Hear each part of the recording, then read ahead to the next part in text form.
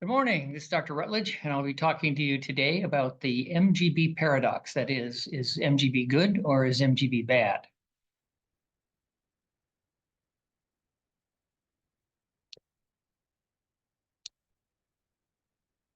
The advantages of a well-done MGB are it's simple, elegant, effective. It's durable for now over 20 years, powerful, uniquely tailored to the patient, reversible, and easily revisable.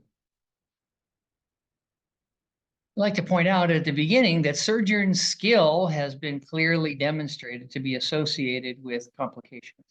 Article from 2020, but they found, as we might expect, surgeon skill was directly related to rates of complications, reoperation, death, and other serious morbidity. In fact, they came up with this analysis saying technical skill predicted 26% of all complications. That has relevance for our discussion. Now we know the MGB can be done well. Here's a sample from our colleagues in India, 10,000 patients. And let's look at weight regain. Just weight regain alone as a complication.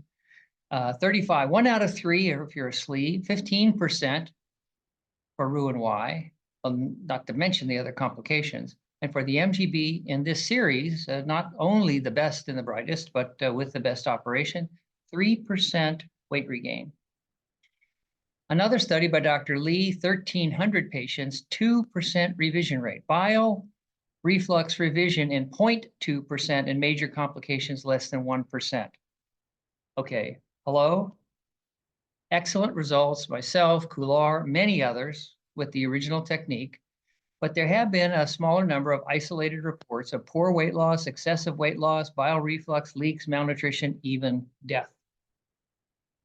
I'm not going to say much except the tragedy of the Y omega trial is so galling, it's just hard even to talk about. But in simplistically, we can say they had bad results. They stopped operating in the entire country of France and mostly Germany, if I understand it correctly, because of their terrible results. So this is the paradox I want to talk about. And I'm going to eliminate that paradox right now with my opinion. The MGB paradox, that is good versus bad, that the answer there is simple. There is no paradox. It is the surgeon's understanding, skill, decision-making, and management. It's as simple as that. And my goal today is not to point fingers or be critical, but it's to say, if you want to do the MGB, why not learn and perform it well instead of poorly? It's not a Roux-en-Y and it's not a sleeve. It's not the MGB, it's the surgeon. A student fails a math test because of 2 + 2 = 5. The problem is not math. Poor results with MGB is not the MGB. We know 20 years of data with many surgeons all around the world and countries around the world. It is quite simply misunderstanding, poor execution, and/or management. Today, I'd like to only have a few minutes, but I'd like to point out some keys for errors and success. Like most endeavors in life, success hinges on critical knowledge, actions, and decisions. Success is informed by decades of experience in performing the good MGB. Here's a review of certain critical aspects of the good and bad MGBs that we can do in the next 7 to 10 minutes.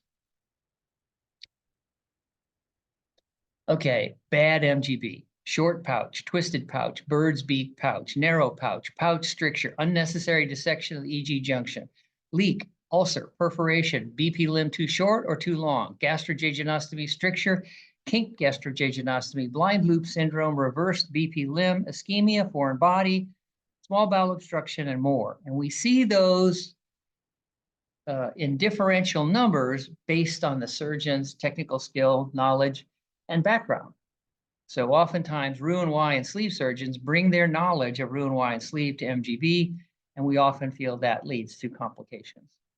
Now, I only have a few minutes, so let's focus on maybe the hot area for errors and mistakes, and we'll look at that briefly. But if we can look here, what we can see is this is the graphical example of the tip of the new neogastric pouch in the MGB. And what we know, first of all, is no more blood supply from the gastroepiploics, okay? If there's no blood supply there, then the only place the blood supply can come from is here in the left and right gastric. okay? And not much from the right gastric. So you're down to one vessel. And what we see often, mistake number one that I'll point out is dissection of the lesser curvature as well. Now you have a tip that's dead or ischemic or at least crippled. What do you think would happen with that anastomosis? Bleeding, ulcer, perforation, gastritis, reflux. Do this badly, everything turns out badly. Okay. Remember, this area is now avascular. The next step is what happens when we put our gastrojejunostomy staple gun here to make the gastrojejunostomy. If we put it too far lateral, either this is one dead lump or at the minimum, this is ischemic. If that is ischemic, what do you think will happen to that gastrojejunostomy over the lifetime of the patient? Depending on ischemia and patient management, very likely that they will have stricture, ischemia, foreign body, ulcer, gastritis, and bile reflux. All because of technical errors right here. Let's look at this a little bit further. How about this one? Here is a anterior staple line at the tip of a gastric pouch, an MGB. This surgeon put this online. And he said, I like to do my gastrojejunostomies on the anterior surface. And that, what we're looking at, which is the posterior of this picture, that's the anterior surface. That's because he's twisted the pouch.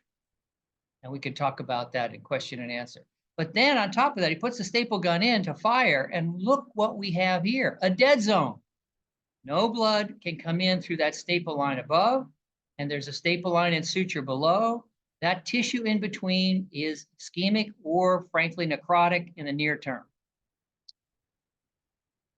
Here's another, look at this gastric pouch. Okay, no blood, so this has been dissected because the surgeon is dissecting from below up, right? There's no blood supply here, there's no blood supply here, and no blood supply here. How will this tip of the gastric pouch do? You have foreign body, no blood supply. That increases the risk of reflux, marginal ulcer, malnutrition, and lateral aspect. How do you think the surgeons in the Y Omega trial had such bad outcomes with MGB? You're looking at it here. Bad MGB, bad operation. Bad outcomes, bad surgeon. It's that simple. Here's another example. The MGB pouch should lie exactly the same plane as the stomach. Look at the tip here. This is 108 or 90 degree plus rotation. In other words, if you twist the pouch, how do you think emptying would be effective? God only knows what's going to happen with the gastrojejunostomy that's about to be set here. Here is a 180 degree twist. How about this one?